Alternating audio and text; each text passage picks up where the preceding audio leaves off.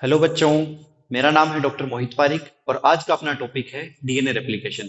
तो चलिए शुरुआत करते हैं डीएनए रेप्लिकेशन की। तो देखते हैं डीएनए रेप्लिकेशन क्या होता है। अगर मैं बताना चाहूं कि डीएनए रेप्लिकेशन किसने दिया था, तो अपन नाम सुनते हैं डबल हेलिक्स मॉडल की। डबल हेलिक्स मॉडल अपने को दिया था वॉटसन एंड क्रिक ने। ठीक है। तो वॉटसन एंड क्रिक ने क्या बताया, 1958 में इन्होंने डबल हेलिक्स मॉडल प्रपोज करा था। ठीक है। और डबल हेलिक्स मॉडल के साथ में ही एनसीईआरटी स्टेटमेंट बता रही है कि वॉटसन क्रिक ने स्टेटमेंट दिया। डबल हेलिक्स मॉडल के साथ में ही इन्होंने डीएनए रेप्लिकेशन के लिए स्कीम भी प्रपोज करी थी। ठीक है। तो Watson and Crick proposed scheme for DNA replication, की डीएनए रेप्लिकेशन के लिए, और डीएनए रेप्लिकेशन डीएनए रेप्लिकेशन के लिए वॉटसन एंड क्रिक ने स्कीम प्रपोज करी थी। उन्होंने स्टेटमेंट भी दिया। अब वॉटसन एंड क्रिक ने क्या बताया अपने स्टेटमेंट में, उन्होंने ये बताया कि कोई भी डीएनए है, समझ रहे हो, जैसे मान लो कि ये कोई डबल स्ट्रैंडेड डीएनए है ना। ये क्या है? Double stranded DNA. और ये डबल स्ट्रैंडेड डीएनए जो है, इसके दोनों स्ट्रैंड क्या होते हैं बेटा? दोनों स्ट्रैंड होते हैं सेपरेट। ठीक है। स्ट्रैंड्स क्या हो गए? सेपरेट। लिख सकते हैं अपन स्ट्रैंड्स सेपरेट, मतलब कि दोनों अलग अलग हो गए। ये एक डीएस डीएनए था और इस डीएस डीएनए के दोनों स्ट्रैंड क्या हो गए? अलग अलग। दोनों स्ट्रैंड अलग होने के बाद ये दोनों strand as a template behave करेंगे। ठीक है। Means behave as a template. Template का मतलब क्या होता है? टेम्पलेट का मतलब होता है एक तरह से सांचा। जैसे अपन ईंटें बनाते हैं, तो ईंटें बनाने के लिए एक सांचा होता है जिसमें मिट्टी डाली जाती है और फिर ईंटें उसी की जैसी बन जाती है। या मैं कह सकता हूं कि उसकी जैसी नहीं बनकर उसकी कॉम्प्लीमेंट्री बनती है। समझ रहे हो? जैसे ईंट में कोई नाम लिखा हुआ होता है, तो ईंट में जो नाम लिखा होता है उसके ऊपर उसके सांचे में उसकी मिरर इमेज होती है। समझ रहे हैं? तो ऐसा ही कुछ यहाँ पे होगा कि ये दोनों डीएनए के स्ट्रैंड जो कि इस डीएनए के थे, ये दोनों अलग अलग हो जाते हैं, सेपरेट हो गए और behave as a template, template की तरह बिहेव करेंगे। देन क्या होगा? देन क्या होगा कि जैसे मान लो ये एक पुराने वाला स्ट्रैंड था और ये एक दूसरा पुराने वाला स्ट्रैंड था।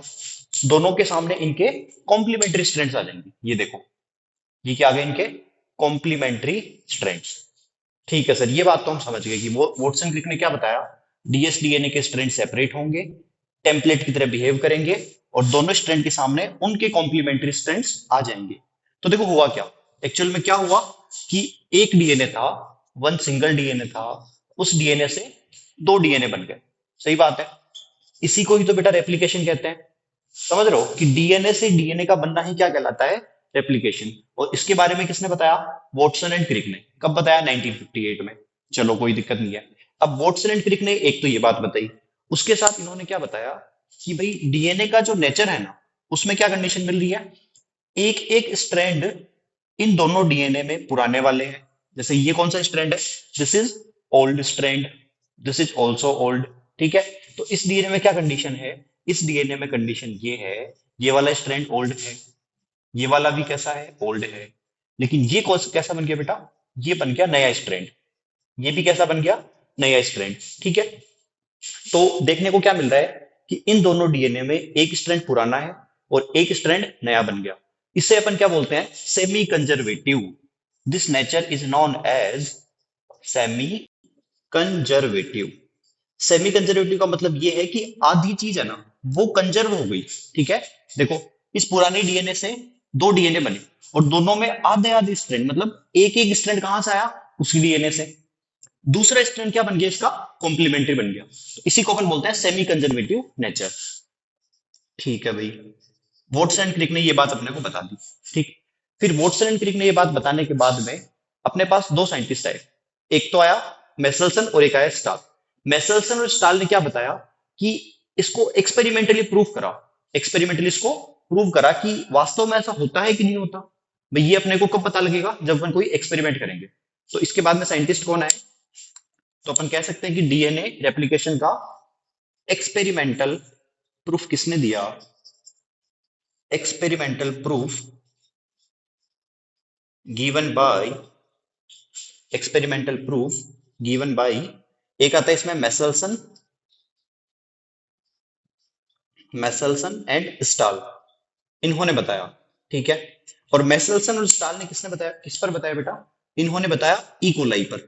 तो फर्स्टली किस पर पता लगा, इकोलाई पर। ठीक है, इकोलाई पर पता लग गया अपने को, इकोलाई पर इन्होंने एक्सपेरिमेंट किया और उस एक्सपेरिमेंट के बेसिस पे इन्होंने बताया कि डीएनए रेप्लिकेशन का नेचर कैसा होता है, सेमी कंजर्वेटिव। ओके। उसके बाद में अदर एक्सपेरिमेंट हुए, उन एक्सपेरिमेंट में किसके बारे में पता लगा, फर्दर अपने को किस पे पता लगा, फर्दर एक्सपेरिमेंट हुए प्लांट सेल पर। Okay, further experiment on plant cell and then animal cell, ये सारे एक्सपेरिमेंट किए गए बाद में। ठीक है। इसके अलावा एक साइंटिस्ट और था जिसको बोलते हैं अपन टेलर। ठीक है, टेलर ने एक्सपेरिमेंट करा, है ना, टेलर था और साथ में उसके कलीग्स थे, एंड हिज कलीग्स। ठीक है, इन्होंने एक्सपेरिमेंट करा, किस पे करा इन्होंने, इन्होंने करा विक्सिया फाबा पे, है ना, एक्सपेरिमेंट ऑन विक्सिया फाबा। विक्सिया फाबा प्लांट होता है, उस पर एक्सपेरिमेंट किया, है ना, एक्सपेरिमेंट ऑन विक्सिया फाबा, इसको कॉमनली फाबा बीन्स भी कह देते हैं। ठीक है, इस पर एक्सपेरिमेंट करा। अपने डिटेल में जो एक्सपेरिमेंट है वो है मैसलसन और स्टाल का, जिन्होंने किस पे करा, इकोलाई पे किया। तो अभी अपन इसके एक्सपेरिमेंटल प्रूफ की बात करते हैं कि एक्सपेरिमेंट में उन्होंने अपने को क्या बात बताई। क्लियर है, चलिए।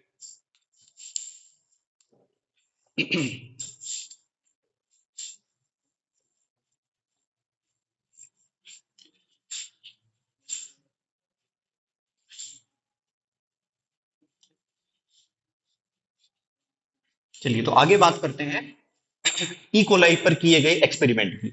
और वो एक्सपेरिमेंट किसने करा, मैसलसन एंड स्टाल ने। ठीक है, देखो मैसलसन और स्टाल ने जो एक्सपेरिमेंट करा, उससे पहले अपन कुछ बातें जान लेते हैं जो कि उस एक्सपेरिमेंट में अपने को काम में आएगी। तो चलिए वो कौन सी बातें जो अपने को जानना जरूरी है ताकि एक्सपेरिमेंट पढ़ना इजी हो जाए। तो देखिए, बिफोर एक्सपेरिमेंट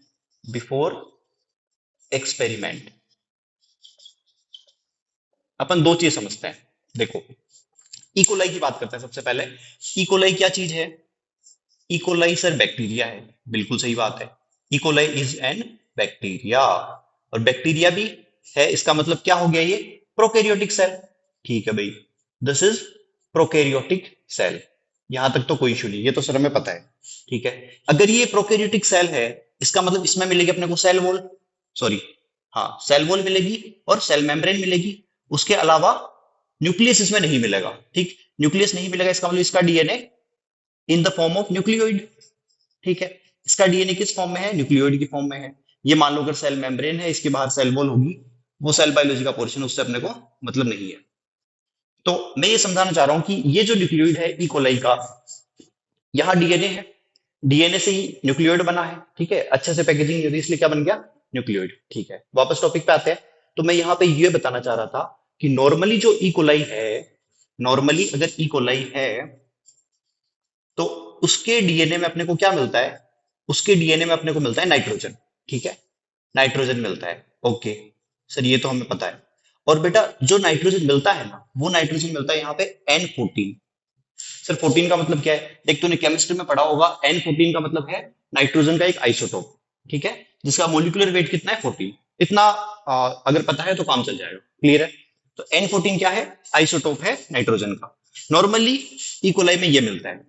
तो यहाँ पे अपने को क्या करना है, यहाँ पे अपने को इकोलाई को थोड़ा सा मॉडिफाई करना है। मॉडिफाई कैसे करना है, एक इकोलाई का, सॉरी एक नाइट्रोजन का आइसोटोप और होता है ना, अदर आइसोटोप ऑफ नाइट्रोजन, कि नाइट्रोजन का अदर आइसोटोप कौन सा है, ये होता है N15। ठीक है, N15 में क्या कंडीशन है, नॉर्मली अपन क्या समझते हैं कि भाई N14 है और N15 है, तो नॉर्मली दिमाग में ये आता है, रेडियो एक्टिविटी अपन ने पढ़ रखी है, तो रेडियो एक्टिविटी से दिमाग में ये चलता है कि N15 जो है वो रेडियो एक्टिव आइसोटोप होना चाहिए, है ना, जबकि वास्तव में ऐसा नहीं है बच्चे। वास्तव में क्या है, N15 जो है वो कैसा है, वो एक हैवी आइसोटोप है। क्या है बेटा, ये एक हैवी आइसोटोप है। एनसीईआरटी क्लियरली लिख रही है कि ये रेडियो एक्टिव नहीं है। ठीक है, this is not, this is not radio active. ठीक है, ये रेडियो एक्टिव नहीं है। जनरली अपन समझ लेते हैं कि रेडियो एक्टिव होगा, लेकिन ये रेडियो एक्टिव नहीं है। ये कैसा आइसोटोप है बेटा? ये है heavy isotope. Sir heavy isotope का मतलब क्या है? हेवी आइसोटोप का मतलब ये है बेटा कि N14 जो है उसका मोलिकुलर वेट कम है एक तो, ठीक है, तो ये है थोड़ा सा हल्का, दिस इज लाइट। ये कैसा होता है? लाइट। ये है लाइट आइसोटोप। ओके। और दूसरा वाला कैसा है? हैवी। ठीक है। अब हैवी आइसोटोप का फायदा ये रहेगा कि जब अपन डिफरेंशिएट करने को जाएंगे, डिफरेंशिएट करेंगे, तो जो हैवी आइसोटोप है वो सेंट्रीफ्यूगेशन की वजह से, सेंट्रीफ्यूगेशन का मतलब आगे बात करते हैं, या सीधा सा इतना समझ लो अभी कि ग्रेविटी की वजह से जो भारी चीज है वो नीचे बैठेगी। क्लियर है ये बात? तो कि हल्की चीज ऊपर रहेगी और भारी चीज जो है ज्यादा वेट जिसका है वो नीचे बैठ जाएगी। ओके, ठीक है। तो एक बात तो ये समझना कि N15 का क्या रोल है। तो अपन क्या करते हैं, इस ई कोलाई को करेंगे मॉडिफाई, है ना। देखो, इस ई कोलाई को मैंने क्या करा, इस कंटेनर में डाला, ठीक है। यहां पे कौन आ गया? E coli. ठीक। और इस कंटेनर में एक मीडियम पड़ा है, ठीक है। सर कौन सा मीडियम पड़ा है? बेटा इसमें मीडियम पड़ा है NH4Cl का, ठीक है। लेकिन काम की बात क्या है, इस NH4Cl में जो नाइट्रोजन है ना वो N15 वाला है। क्लियर है? यहाँ पे नाइट्रोजन कौन सा है? N15 वाला। ठीक है। अब देखो नॉर्मली इकोलाई कैसा है, नॉर्मली इकोलाई के डीएनए में क्या पड़ा है? N14। यहाँ पे कौन सा पड़ा है? N14। ठीक है। लेकिन अपन जानते हैं कि इकोलाई क्या है? बैक्टीरिया है, एक प्रोकैरियोटिक सेल है, और बैक्टीरिया फटाफट से डिवीजन करेगा, रिप्रोडक्शन करेगा, और एक से दो इकोलाई बनाएगा, फिर दो से चार बनाएगा, ऑलमोस्ट 20 मिनट के अराउंड। ठीक है, तो ये प्रोसेस चलती है। तो जैसे जैसे नए इकोलाई बनते रहेंगे, उनमें उनके डीएनए में ये जो N15 वाला आइसोटोप है, जो कि हैवी आइसोटोप है, ये चला जाएगा। और जो भी कंटेंट जहां पर नाइट्रोजन मिलता है वहां पर सभी में N15 चला जाएगा। क्लियर है? कोई दिक्कत नहीं है। देखो, तो थोड़े टाइम बाद क्या होगा, आफ्टर सम टाइम, ठीक है, आफ्टर सम टाइम क्या कंडीशन देखने को मिलेगी? कंडीशन बेटा ये मिलेगी कि इस कंटेनर में मान लो कि एक इकोलाई ये बन गया, एक ये बन गया, एक ये और एक ये, चार इकोलाई बन गया ना। After 40 minute, after 20 minute, 40 minute, जो भी जैसे जैसे रिप्रोडक्शन करेगा वैसे वैसे अकॉर्डिंग टू द टाइम। और इन सब में अपने को क्या मिलेगा? इन सब में मिलने वाले डीएनए में नाइट्रोजन कैसा मिलेगा? N15 वाला। ठीक है। यहां से बस मैं यही बात समझाना चाह रहा हूं कि अब नाइट्रोजन कौन सा मिलेगा? N15। यहां भी N15, यहां भी N15, और यहां पे भी N15। क्यों? क्योंकि पूरे मीडियम में NH4Cl जो है उसमें नाइट्रोजन कैसा है? N15 का। कोई इशू नहीं है। क्लियर है सर? ठीक है। तो इस इकोलाई को अपन काम में लेंगे। तो एक बात तो अपने को ये जाननी जरूरी थी एक्सपेरिमेंट से पहले कि N14 क्या होता है, N15 क्या होता है। ये लाइट आइसोटोप है, ये हैवी आइसोटोप है। क्लियर है? चलो, दूसरी बात अपने को क्या जाननी है बताता हूं। चलें आगे। देखो,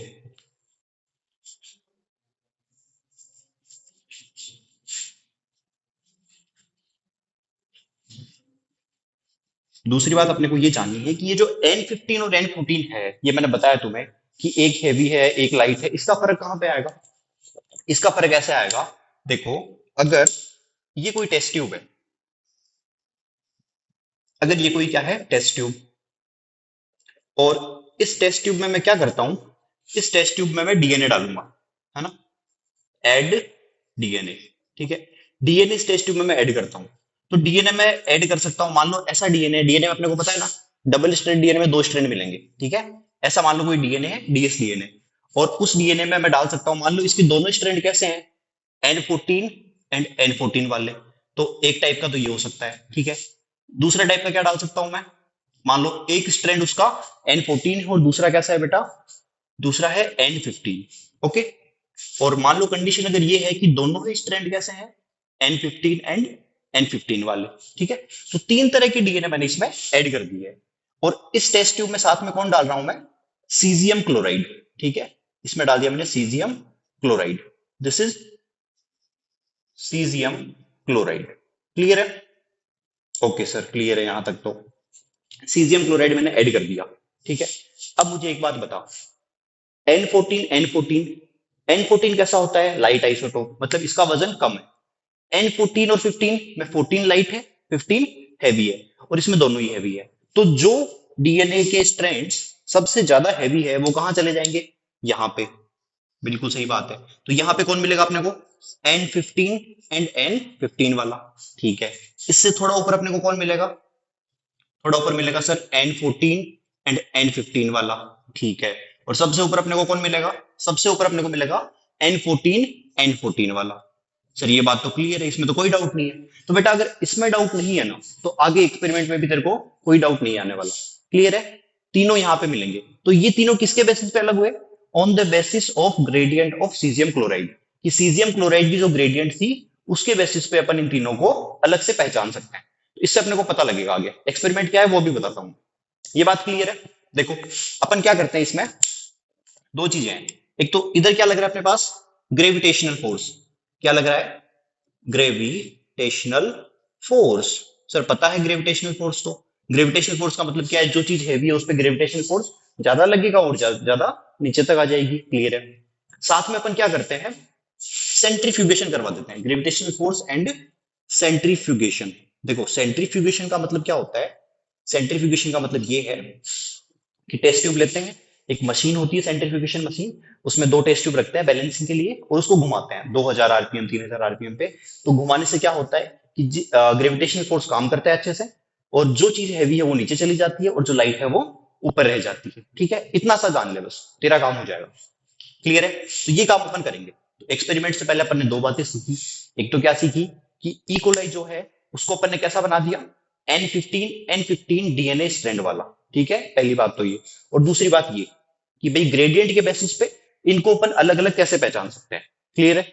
अभी बात करते हैं अपन एक्सपेरिमेंट की। चलिए देखते हैं व्हाट इज द एक्सपेरिमेंट।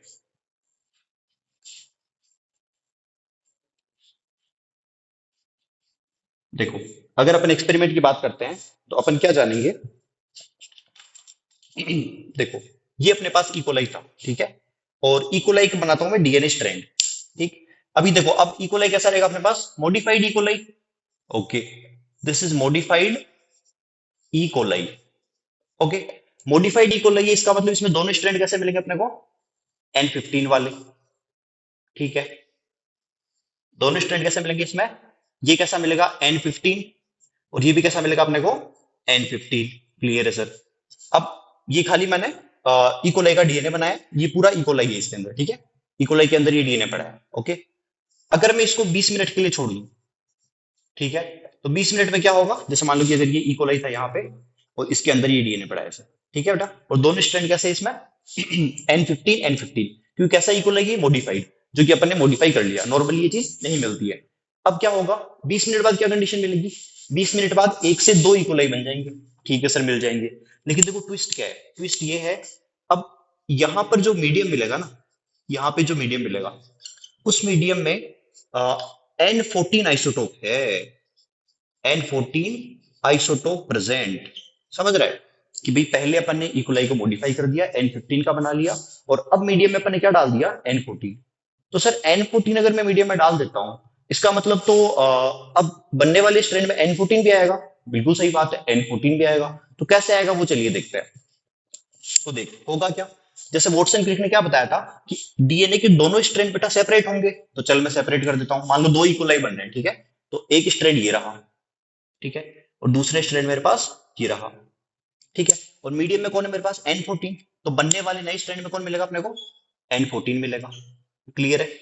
ये देखो N14 मिल गया। तो ये रहा N14 वाला, ये भी कौन सा है? N14 का।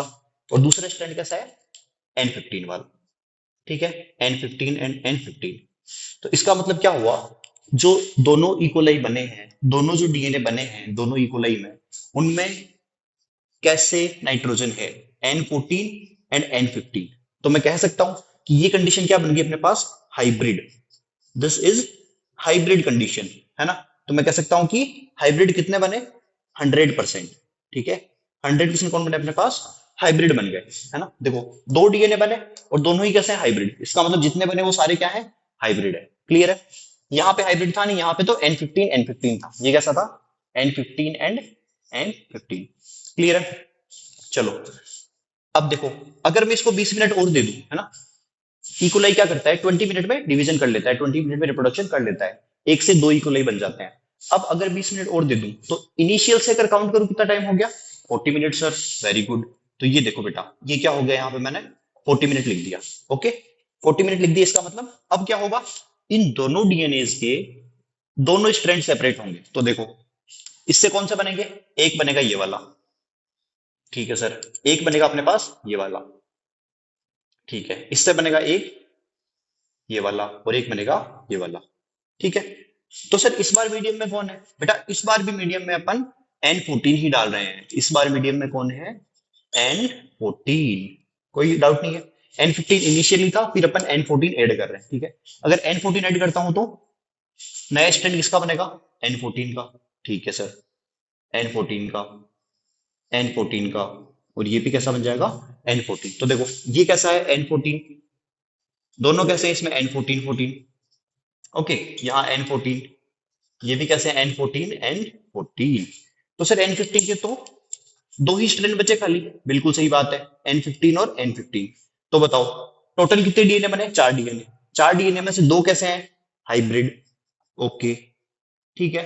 और दो कैसे हैं अपने पास, दो है N14 N14 वाले, N14 एंड N14। हाइब्रिड का मतलब N15, sorry N14 and N15 वाले, क्लियर है।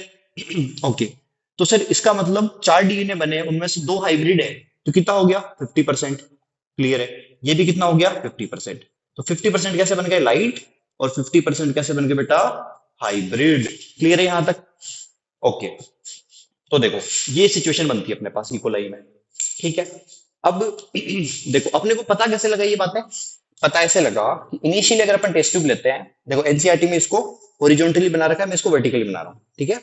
तो इनिशियली अगर टेस्ट ट्यूब लेते हैं ऑन, ये दिखाई नहीं दे रहा होगा, ऑन सीजियम क्लोराइड ग्रेडियंट, है ना, सीजियम क्लोराइड की ग्रेडियंट पर अगर अपन टेस्ट ट्यूब में लेते हैं तो क्या कंडीशन मिलेगी, N15 का बैंड यहां मिलेगा, ठीक है। यहां कौन मिलेगा अपने को, N15 N15, क्लियर है, ठीक है। और नीचे की तरफ कौन लग रहा है, इस पे ग्रेविटेशनल फोर्स, और साथ में अपन ने क्या करा दिया इसको, सेंट्रीफ्यूज, सेंट्रीफ्यूगेशन भी करवा दिया है मेरे भाई, ये मैंने करवा दिया इसको सेंट्रीफ्यूगेशन, ठीक है भाई।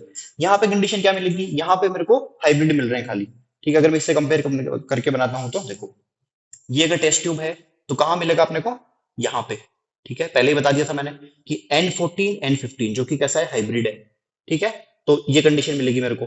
तीसरे की अगर मैं बात करता हूँ तो क्या कंडीशन मिलेगी बताओ, तीसरे में कंडीशन ये मिलेगी मेरे को, N14 14 भी मिल रहा है, ये देखो 50%, तो N14 14 तो सबसे ऊपर मिलेगा, है ना। ये मिल गया अपने को N14 N14, ठीक। और एक मिल रहा है हाइब्रिड, तो हाइब्रिड इसी लेवल पे मिल जाएगा अपने को, क्लियर है। This is N14 and N15, okay. अब बेटा एनसीईआरटी में क्वेश्चन दे रखा है कि 80 मिनट बाद क्या कंडीशन मिलेगी, देखो 80 मिनट बाद निकालते हैं, ये 40 मिनट बाद आ गया, है ना। तो 40 मिनट बाद क्या कंडीशन मिली, दो हाइब्रिड मिले और दो लाइट चेन मिली, है ना। अगर मैं बात करूं, ठीक है, अगर मैं बताना चाहूं, इस बॉक्स में बना रहा हूं मैं अलग से, ठीक है, आफ्टर 60 मिनट, ठीक है, आफ्टर 60 मिनट की 60 मिनट के बाद में क्या कंडीशन मिलेगी, देखो अगर ये चार थे तो अब कितने बन जाएंगे, चारों स्ट्रैंड अलग होंगे, चार से कितने होंगे, 8, इसका मतलब टोटल कितने बन जाएंगे अपने पास, 8, ठीक है। 8 डीएनए बनेंगे, और 8 डीएनए में से, 8 डीएनए में से देखो दो स्ट्रैंड किसके बन जाएंगे अपने पास, ठीक है। तो टोटल में क्या कंडीशन मिलेगी, आ, दो अपने पास मिल जाएंगे हाइब्रिड, ठीक है, और 6 कैसे मिल जाएंगे अपने पास, लाइट, ठीक है। अगर बात करूं मैं आफ्टर 60 मिनट, 60 मिनट के बाद क्या कंडीशन मिलेगी, सॉरी 80 मिनट, है ना, 20 मिनट और ऐड कर देता हूं। आफ्टर 80 मिनट क्या कंडीशन मिलेगी, यहां दो हाइब्रिड मिले थे, ये 40 का था, इसके बाद आएगा अपने पास 60 का, देन आएगा 80 का, ठीक है। तो 60 के बाद दो हाइब्रिड 6 लाइट मिले। अगर 80 के बाद बात करता हूं तो 8 के कितने बन जाएंगे अपने पास, टोटल 16, तो 16 में से हाइब्रिड कितने रह जाएंगे, हाइब्रिड तो बेटा दो ही रहेंगे, क्योंकि अब स्ट्रैंड केवल दो ही है, और बाकी के 14 क्या रह जाएंगे मेरे पास, लाइट, जिनमें लाइट चेन है केवल, ठीक है, लाइट N14 वाला है खाली, ठीक है। तो ये कंडीशन अपने को मिलेगी, यहां से अपन इनका परसेंटेज में निकाल सकते हैं, क्लियर है।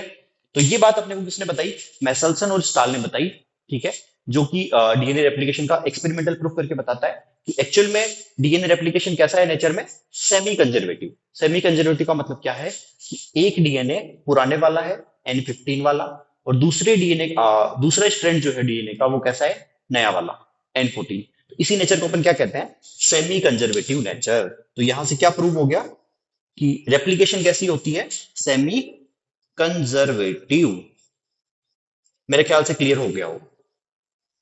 ठीक है। अगला एक्सपेरिमेंट जो था विक्सिया फावा पे, टेलर और उसके कलीग ने करा, वो अपने डिटेल में नहीं दे रखा है। खाली उस पर ध्यान में रखना है कि भाई किसने करा और किस पे करा, बस इतना सा। ओके, चलिए।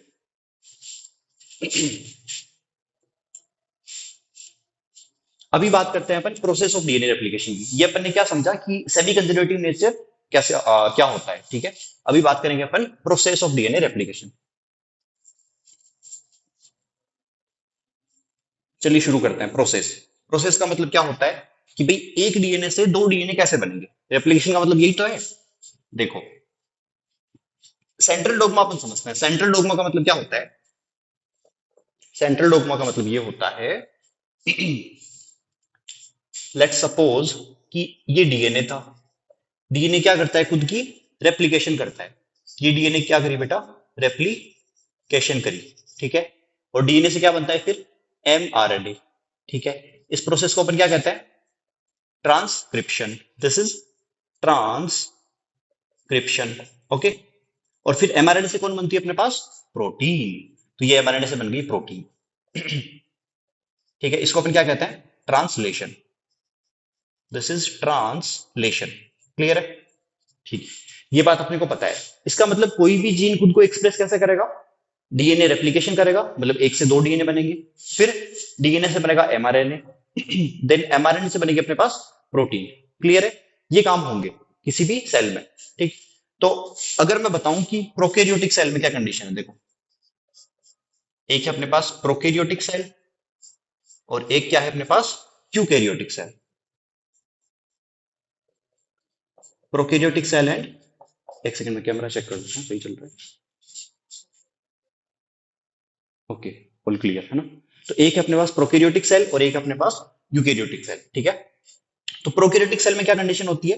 जैसे कि ये अगर प्रोकैरियोटिक सेल है तो इसमें अपने को न्यूक्लियर मेम्ब्रेन नहीं मिलेगी। प्रोकैरियोटिक सेल में न्यूक्लियर मेम्ब्रेन नहीं मिलती है ना, खाली सेल मेम्ब्रेन मिलती है। और इसी में अपने को डीएनए मिलेगा। तो डीएनए कहाँ पड़ा है? साइटोप्लाज्म में। मींस डीएनए कहाँ है? DNA is in cytoplasm. DNA पड़ा है अपना साइटोप्लाज्म में। इसका मतलब जो डीएनए रेप्लिकेशन की प्रोसेस है वो कहां पे होगी? साइटोप्लाज्म। ठीक है। मींस लिख सकते हैं कि replication DNA replication will also occur in cytoplasm. कि डीएनए रेप्लिकेशन की जो प्रोसेस है वो कहां पे होगी बेटा? साइटोप्लाज्म में ही होगी। कोई इशू नहीं है। अगर बात करते हैं यूकैरियोटिक सेल की, तो यूकैरियोटिक सेल में क्या कंडीशन मिलती है अपने को? ये मान लो कि सेल मेम्ब्रेन है। This is cell membrane. Okay. और सेल मेम्ब्रेन के अपने को अंदर कौन मिलता है? न्यूक्लियस। ये मान लो कि न्यूक्लियर मेम्ब्रेन है। ठीक है। This is double membrane bound है न्यूक्लियस, तो ये बना दिया मैंने न्यूक्लियस। और इसके अंदर अपने को कौन मिलेगा? इसके अंदर अपने को मिलेगा डीएनए। This is DNA. तो मैं लिख सकता हूं कि डीएनए कहां पे प्रेजेंट है? DNA is in the nucleoplasm. ठीक। या मैं कह दूं inside the nucleus. It means कि डीएनए रेप्लिकेशन कहां होगी? है ना? इसमें साइट क्या है डीएनए रेप्लिकेशन की? इसमें है इनसाइड न्यूक्लियस और न्यूक्लियोप्लाज्म। Inside nucleus. ये कंडीशन अपने को मिलेगी इसमें यूकैरियोटिक सेल में। क्लियर है? अब प्रोसेस देखो, बेसिक जो प्रोसेस है वो सिमिलर होती है प्रोकैरियोटिक सेल में और यूकैरियोटिक सेल में। तो जो प्रोसेस है उसको अपन जानते हैं। ठीक है। Let's start with the process of DNA replication. चलो सुनते हैं आगे।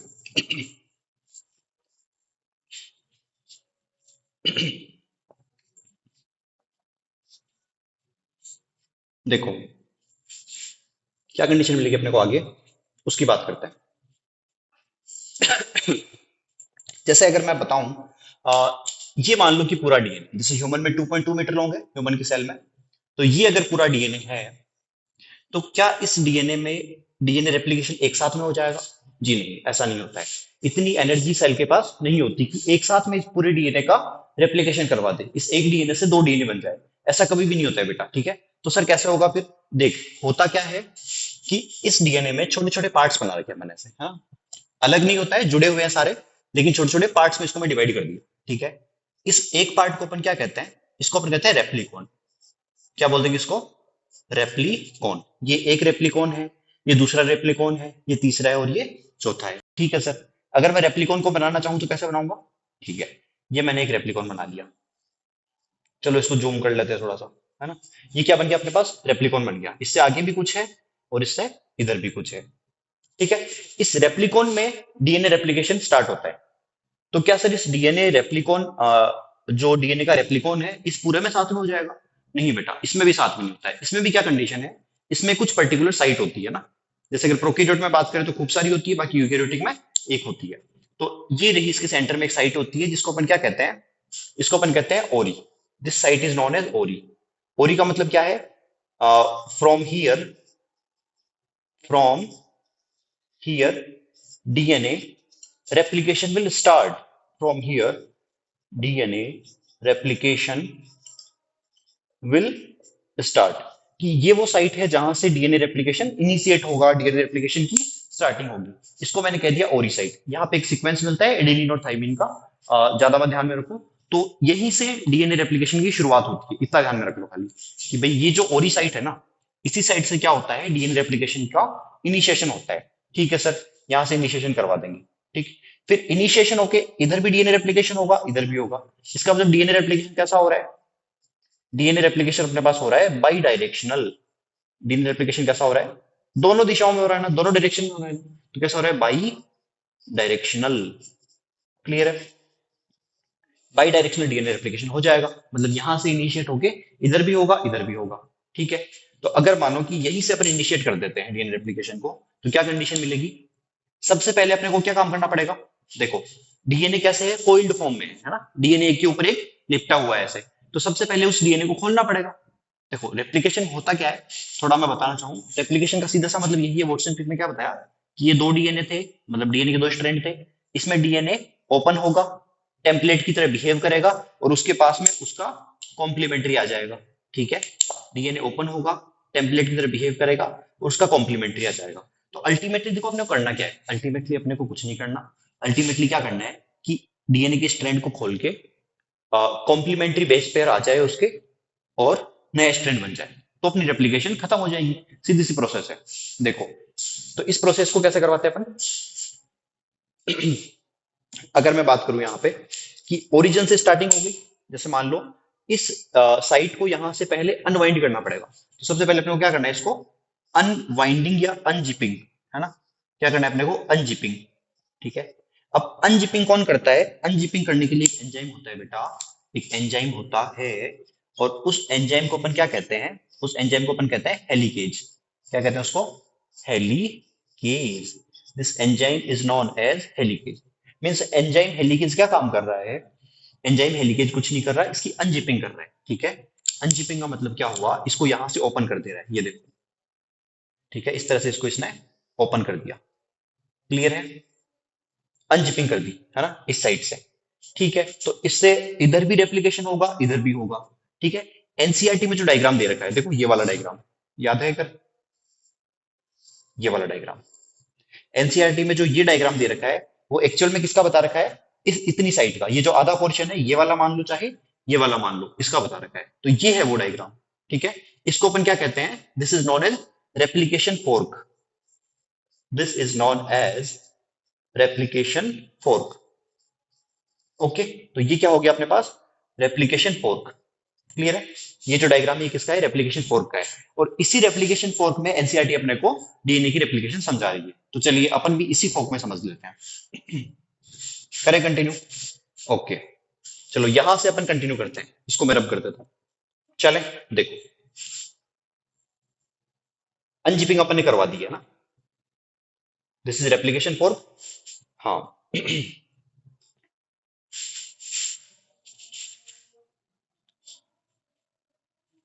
देखो कंडीशन क्या है अपने पास, कंडीशन अपने पास ये है अभी। ये मान लो डीएनए था, ये इसका रेप्लिकेशन फोर्क था।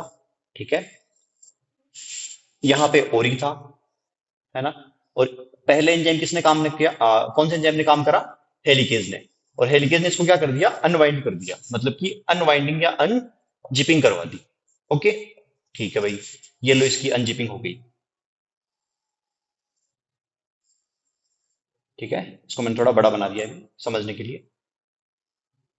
क्लियर है, ये मान लो इसकी क्या हो गई, अनजिपिंग। अब अनजिपिंग होने के बाद में क्या होता है कि भाई ये कोइलिंग वापस से हो सकती है। सही बात है। ये दोनों डीएनए वापस से एक दूसरे के ऊपर गुथ सकते हैं। तो उसको रोकने के लिए यहाँ पे एक प्रोटीन आके बाइंड होती है बेटा, जिसको अपन कहते हैं SSB। ठीक है, इसको अपन क्या बोल देंगे, SSB। तो दूसरा कौन है अपने पास, SSB। इसको बोलते हैं single strand binding protein. This is known as single strand binding protein. Clear है? This is known as single strand binding protein. ठीक है, ये सिंगल स्ट्रैंड बाइंडिंग प्रोटीन जो है वो यहाँ पे आके अटैच हो जाती है। क्या करती है ये, इसकी सुपर कोइलिंग को रोक देती है ना। क्या कर सकते हैं इसको, ये क्या काम करती है, प्रिवेंट सुपर कोइलिंग, कि वापस से इसको कोइल नहीं होने देगी। Prevent super coiling. ठीक है, अगेन ये कोइल नहीं हो पाएगा, ऐसा कैसा रहेगा। ठीक है, तो सर यहाँ पे कुछ टेंशन भी बन रही होगी। सही बात है, अगर अपन किसी गुथी हुई चीज को खोलते हैं तो वहां पे टेंशन बन जाती है। तो सुपर कोइलिंग को रोक दिया एसएसबी ने। अब टेंशन को रोकने के लिए अपने को एक एंजाइम और चाहिए, उस एंजाइम का नाम होता है टोपोइसोमरेज। ठीक है, तो तीसरा कौन काम करेगा यहाँ पर, तीसरा एंजाइम काम करेगा यहाँ पर टोपो आइसोमरेज। तीसरा काम करेगा यहाँ पर टोपो आइसोमरेज। टोपो आइसोमरेज क्या करेगा बेटा, टोपो आइसोमरेज रिड्यूस टेंशन, टेंशन को रिड्यूस कर देगा। रिड्यूस टेंशन, यहाँ पे जो टेंशन थी उसको इस टोपो आइसोमरेज ने रिड्यूस कर दिया है।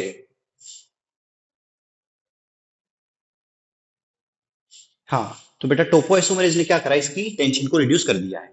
ठीक है, तो ये अनवाइंडिंग अब हो चुकी है। तो अपने पास कंडीशन क्या है, अगर मैं खाली रेप्लिकेशन 4 को बनाना चाहूं तो ये कंडीशन बन गई मेरे भाई। ठीक है, ये कंडीशन अपने पास बन गई। ठीक है, अब यहाँ पे अपन बात करते हैं पोलरिटी की। ठीक है, पोलरिटी का मतलब क्या है, पोलरिटी का मतलब ये है कि जैसे मान लो ये अगर डीएनए था, ठीक है, ये थी पेंटोज शुगर। ओके, ये फर्स्ट कार्बन, ये सेकंड, ये थर्ड, ये फोर्थ, और यहाँ पे था CH2OH। ओके, ये आ गया अपने पास फिफ्थ कार्बन। ठीक है, तो यहाँ कंडीशन क्या मिल रही है, अगर यहाँ से यहाँ पे जुड़ा हुआ मान लो नाइट्रोजनस बेस। ठीक है, ऐसा ही कोई दूसरा न्यूक्लियोटाइड है। क्लियर है, तो ये रहा दूसरा न्यूक्लियोटाइड, यहाँ पे कोई दूसरा नाइट्रोजनस बेस है। ये फर्स्ट, सेकंड, थर्ड, ये फोर्थ, और ये CH2OH से फिफ्थ। ठीक है, क्या गया फिफ्थ। तो यहां से क्या होता है, इसके बीच में फोस्फो एस्टर बॉन्ड बनता है। ठीक है, तो कहने का मतलब क्या हुआ, इसका जो 5' कार्बन है वो फ्री है, और इसका 3' कार्बन फ्री है। तो इसको अपन बोलते हैं 5' to 3'। This is polarity of DNA from 5 and 2 या 5' to 3'। ठीक है, तो अगर मान लो कि मैंने इसको बोल दिया 5', इसको बोल दिया 3'। ठीक है, तो ये वाला क्या बन गया अपने पास, 3' और ये बन गया 5'। क्लियर है, तो ये कंडीशन अपने को मिल गई। अब क्या होता है बेटा, अब यहाँ पे कंडीशन अपने को ये देखने को मिलती है कि अपने को करवाना है अपने को क्या करवाना है, इसके कॉम्प्लीमेंट्री बेस पेयर लेके आने। भाई यहाँ पे कोई ना कोई सीक्वेंस होगा। जैसे मान लेते हैं यहाँ पे क्या है, एडेनिन है, यहाँ पे थाइमीन है, यहाँ पे ग्वानिन है। ठीक है, इस तरह का सीक्वेंस है। तो अगर इनके कॉम्प्लीमेंट्री यहाँ पे आ जाते हैं तो क्या होगा, कॉम्प्लीमेंट्री आएंगे, जुड़ जाएंगे, और पूरा एक नया स्ट्रैंड बन जाएगा। ऐसा ही यहाँ पे भी हो सकता है। ये दोनों कंडीशन अपने को देखने को मिलेगी। इसी को ही अपन क्या बोल देंगे, डीएनए रेप्लिकेशन, कि भाई दोनों स्ट्रैंड बन जाएंगे नए, तो फिर फाइनली ये अलग अलग हो जाएंगे। ये कंडीशन अपने पास। तो अब बात आती है कि भाई एक्चुअल में अपने को चेन को इनिशिएट करवाना है। ठीक है, तो अपने को क्या करना है, अगली प्रोसेस क्या है अपनी, फोर्थ में क्या करेंगे अपन, चेन फॉर्मेशन। फोर्थ प्रोसेस अपनी चेन को फॉर्म करवाना। फोर्थ ही चेन फॉर्मेशन है ना। देखो पहली तो क्या हो गई, अनजिपिंग, है ना। एक्चुअल में दूसरी प्रोसेस है, अनजिपिंग होने के बाद में चेन फॉर्मेशन होगी। बीच में दो एंजाइम काम करे, उनका अपन ने अलग से बता दिया। ठीक है, अब चेन फॉर्मेशन अपने को करवाना है। तो बेटा यहाँ पे सबसे इंपॉर्टेंट एंजाइम जो है वो करवाएगा चेन फॉर्मेशन, और उसको अपन बोलते हैं डीएनए पॉलीमरेज, है ना। यहाँ पे जो एंजाइम है वो कौन सा है, DNA polymerase. This enzyme is known as DNA polymerase. Sir ये डीएनए पॉलीमरेज चेन फॉर्मेशन करवा देगा, बिल्कुल ये डीएनए पॉलीमरेज चेन फॉर्मेशन करवा देगा। लेकिन लेकिन बेटा इस डीएनए पॉलीमरेज के है ना नखरे बहुत ज्यादा है। सर नखरे कैसे, नखरे बताता हूं वैसे, है ना। इसकी कुछ बेटा कंडीशंस होती है ना।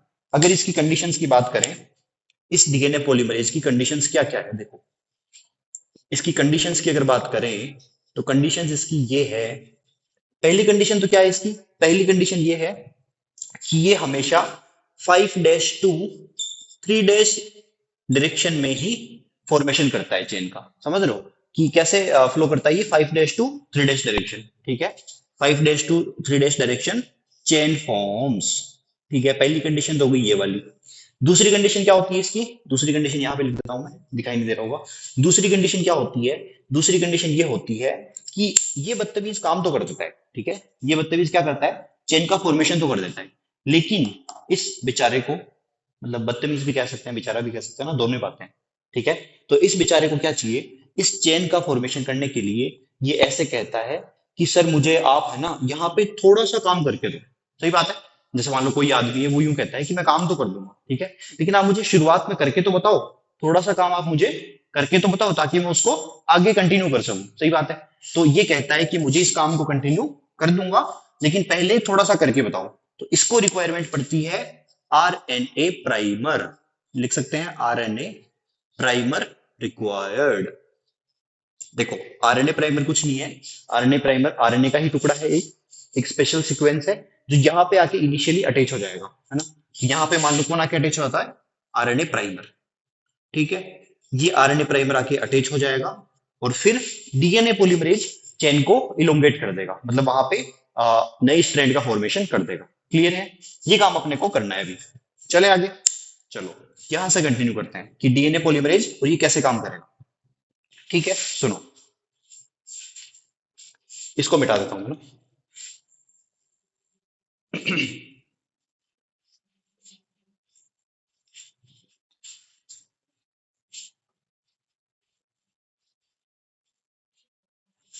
देखो कंडीशन क्या है अपने पास। ये कंडीशन है अभी। ये रहा अपना डीएनए का स्ट्रैंड, ठीक है। ये मान लो अनवाइंड हो रखा है। क्लियर है। ये अगर 5' एंड है तो ये रहा 3' एंड, ठीक। और एंजाइम कौन सा काम करेगा, DNA polymerase. Okay, DNA polymerase. Clear है। डीएनए पॉलीमरेज यहां पर काम करना स्टार्ट करेगा। और डीएनए पॉलीमरेज साथ कौन चाहिए इसको, आरएनए प्राइमर। साथ में कौन चाहिए, आरएनए प्राइमर। ठीक है, आरएनए प्राइमर भी लेके आ जाएंगे। ठीक। एक बात और सुनना यहाँ पे, ये डीएनए पॉलीमरेज आरएनए प्राइमर है ना, आरएनए प्राइमर यहाँ अटैच हो जाएगा, डीएनए पॉलीमरेज काम करेगा। तो डीएनए पॉलीमरेज लाके अटैच किसको करेगा भाई, यहाँ पे यहाँ पे यहाँ पे यहाँ पे यहाँ पे इनके कॉम्प्लीमेंट्री बेस पेयर को। सही बात है। तो जो न्यूक्लियोटाइड है, या पे कह दूं कि नाइट्रोजनस जो बेस है, उन्होंने पेंटोज शुगर के साथ जुड़ के, फॉस्फेट ग्रुप के साथ जुड़ के क्या बना दिया, न्यूक्लियोटाइड बना दिया। तो वो न्यूक्लियोटाइड है या न्यूक्लियोसाइड बने हैं, खाली नाइट्रोजनस बेस और पेंटोज शुगर जुड़ी है, तो वो किस कंडीशन में होंगे, वही तो यहाँ पे आकर नए स्ट्रेन बनाएंगे ना। तो साइटोप्लाज्म में कौन पड़े है, जैसे मान लो कि अगर ये साइटोप्लाज्म है, ठीक है, यहाँ पे कौन पड़े अपने पास, यहाँ पे वो न्यूक्लियोटाइड्स पड़े, है ना। अब एक्चुअल में न्यूक्लियोटाइड्स ही काम करते हैं क्या, नहीं बेटा।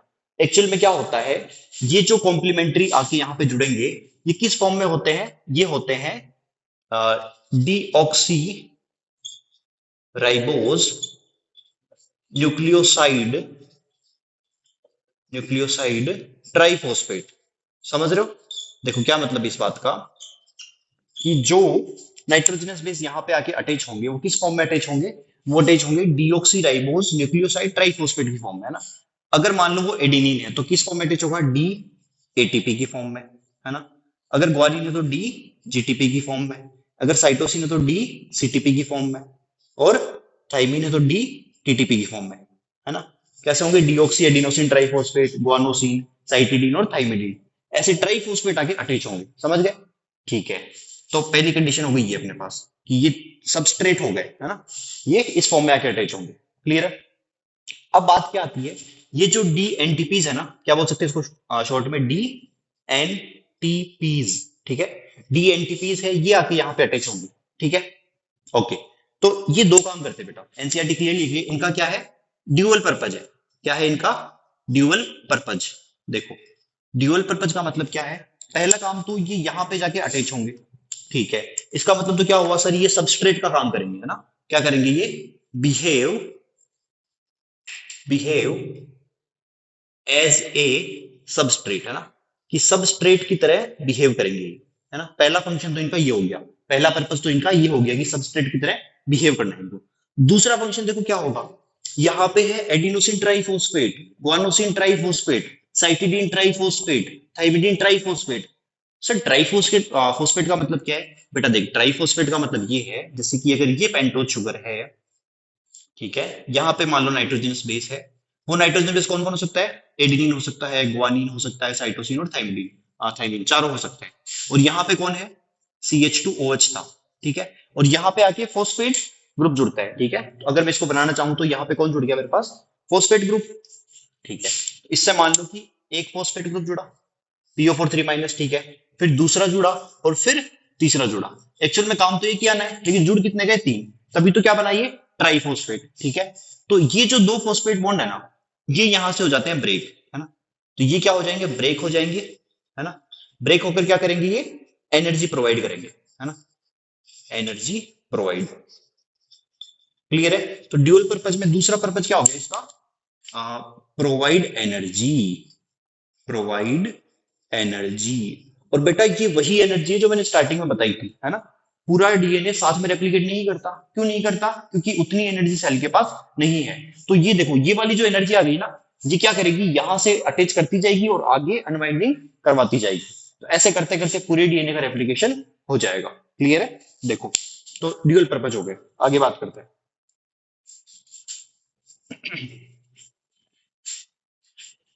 देखो, इसको मिटा देते हैं। अब बात करते हैं आगे प्रोसेस की। देखो, प्रोसेस की अगर आगे बात करें तो क्या कंडीशन है? आरएनए प्राइमर आके अटैच होगा। अब क्लियरली अपने को समझना है खाली। ठीक है। ये मान लो मैंने बना दिया आरएनए प्राइमर। तो आरएनए प्राइमर अटैच होगा, कहां अटैच होगा? डीएनए पॉलीमरेज क्या करता है? 5' टू 3' डायरेक्शन में ही चेन को आगे इनिशिएट करवाएगा, आगे इलोंगेट करवाएगा। ठीक है। तो अगर 5' एंड से इलोंगेट कराए तो इसका मतलब 3' एंड पे आके ही प्राइमर जुड़ सकता है। सही बात है। प्राइमर कहां अटैच होगा? Attach eight 3' and. सही बात है। जहां पे भी इसको 3' एंड मिलेगा, 3' दिखेगा, वहां पे जाके प्राइमर अटैच हो जाएगा। ये देखो, यहाँ पे प्राइमर अटैच हो गया। क्लियर है। अब इस वाले स्ट्रेंथ की क्या कंडीशन बताओ? यहाँ तो 5' है, तो फिर तो सर 3' इधर कहीं मिलेगा। तो मान लो कि यहाँ पे प्राइमर आके अटैच हो गया। क्लियर है। ठीक है सर, हो गया अटैच। अटैच होने से क्या कंडीशन होगी? अटैच होने के बाद में अब आ जाएगा डीएनए पॉलीमरेज, और डीएनए पॉलीमरेज यहां से चलेगा आगे चल के और कॉम्प्लीमेंट्री ले आएगा। इस पे कहां चलेगा? यहां से। सही बात है। ठीक है। चलो भाई, आगे बात करते हैं। आगे का कंडीशन है, अब देखो, वो डीएटीपी डीजीटीपी डीडीटीपी वो सारे आके अटैच हो गए। यहाँ पे एनर्जी मिल गई। एनर्जी मिलने से और अनवाइंडिंग होगी।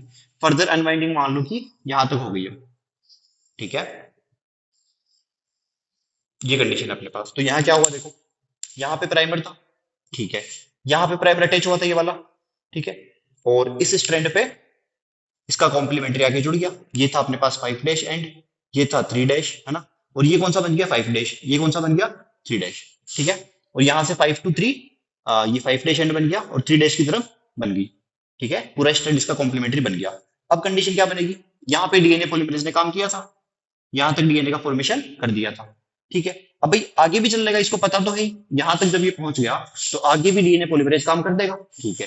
तो आगे इसको कंटिन्यू कर लेगा डीएनए पॉलीमरेज इस तरफ। तो लेकिन डीएनए पॉलीमरेज क्या कह रहा है कि भाई यहाँ पे प्राइमर अटैच कर दिया, अब आगे रेप्लिकेशन कैसे हो, आगे नया स्ट्रैंड कैसे फॉर्म हो, आगे न्यूक्लियोटाइड्स, आगे न्यूक्लियोसाइड्स कैसे लेके आए? तो उसके लिए इसको एक और प्राइमर लाना पड़ेगा। यहाँ पे एक प्राइमर और आ गया। आते ही ये यहां से डीएनए पॉलीमरेज चलेगा। ठीक है। फिर अगली कंडीशन देखो, अगर मान लो और अनवाइंडिंग होती है तो ये मैंने थोड़ा इसको लंबा कर दिया यहां से, ये मान लो। ठीक है। ये कंडीशन है अपने पास। क्लियर है। तो यहां तक मान लो डीएनए का फॉर्मेशन हो गया था, है ना। ये कंटिन्यू चलता रहेगा, इसमें कोई इशू है ही नहीं। क्लियर है। और यहाँ पे हो गया था। ठीक है। और यहाँ पे कौन जुड़ा हुआ है? ये प्राइमर। ठीक है। यहाँ पे अब वापस से क्या होगा? ये प्राइमर था, इसने फॉर्मेशन करवा दिया। आगे कंडीशन क्या बनेगी बेटा? फिर से प्राइमर ऐड करना पड़ेगा और फिर से डीएनए पॉलीमरेज काम करेगा। क्लियर है। तो अपने को क्या देखने को मिलता है कि जो एक स्ट्रैंड है ना, इस स्ट्रैंड पे क्या कंडीशन है? यहाँ पे कौन था? प्राइमर था इनिशियली। ठीक है। एक स्ट्रैंड पे क्या कंडीशन मिल रही है कि कंटिन्यूअसली स्ट्रैंड का फॉर्मेशन हो रहा है। कंटिन्यूअसली, मैं लिख सकता हूं continuously, continuously new strand formed, कि नया स्ट्रैंड कंटिन्यूअसली बन रहा है बेटा। ठीक है, बन रहा है। इसको अपन क्या कह सकते हैं? इस स्ट्रैंड को अपन कहते हैं लीडिंग स्ट्रैंड। क्या कहते हैं? Leading strand. ठीक है। या क्या कह सकते हैं? Continuous strand, also known as continuous strand. Clear है। ठीक है सर, क्लियर है, यहां तक तो कोई इशू नहीं है। इस स्ट्रैंड में क्या कंडीशन है, इस स्ट्रैंड में ये है कि ये लैग कर रहा है। यूट्यूब पे कई बार वीडियो चलाते हैं तो वीडियो क्या करती है, लैग करती है, रुक रुक के चलती है। तो ये वैसे ही कुछ चल रहा है रुक रुक के, ठीक है। इसको मैं क्या कह सकता हूं बेटा, इसको कह सकते हैं lagging strand. This is lagging strand, या क्या कह सकते हैं, discontinuous strand, discontinuous strand. Clear है? ठीक है सर, क्लियर है यहां तक तो। इस पे कंटिन्यूअसली इस तरफ फॉर्मेशन नहीं हो रहा है, ये एरो, हाँ इधर ही लग गया, इधर, ठीक है, सही बात है, रुक रुक के हो रहा है। अगली कंडीशन क्या है अपने पास, अगली कंडीशन देखो, यहां बना देता हूं, ठीक है।